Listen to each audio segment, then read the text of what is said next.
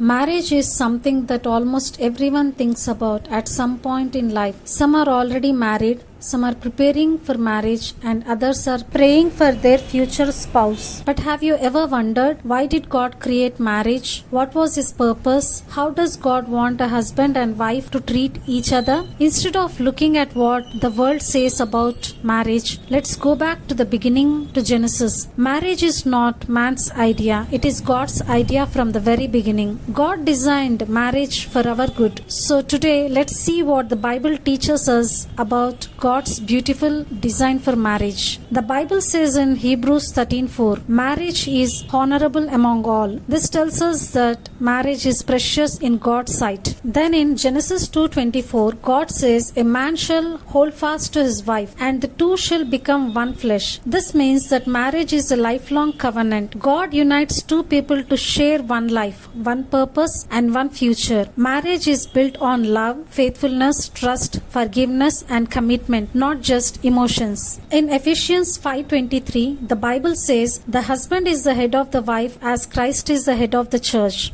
Being the head does not mean ruling with pride or controlling the wife. Paul immediately explains what he means. In the very next verse, he says, husbands, love your wives, even as Christ loved the church and gave himself for it. Jesus is a perfect example of leadership. He loved, protected, cared for, forgave, and ultimately gave his life for the church. In the same way, a husband is called to lead with love, humility, sacrifice, and responsibility. His leadership should make his wife feel safe, valued, and encouraged, not fearful or neglected. The Bible also tells wives to respect and support their husbands. This does not mean that wives are less important. Husband and wife are equal before God because both are created in His image. God has simply given them complementary roles so that they can live together in unity. Paul concludes by saying that marriage is a picture of Christ and the church. Just as Christ loved His people with unfailing love, husbands are called to love their wives. Just as the church responds to Christ with trust and devotion, wives are called to respect and support their husbands. When both husband and wife follow Christ, marriage becomes a testimony of God's love to the world. A Christ-centered marriage is not perfect because two perfect people are married. It is strong because two imperfect people choose to love, forgive, pray, and grow together under God's grace. So whether you are married, preparing for marriage, or praying for your future spouse, remember this: God's design for marriage is not about who has more authority. It is about two people becoming one, serving one another, and glorifying God together. May the Lord help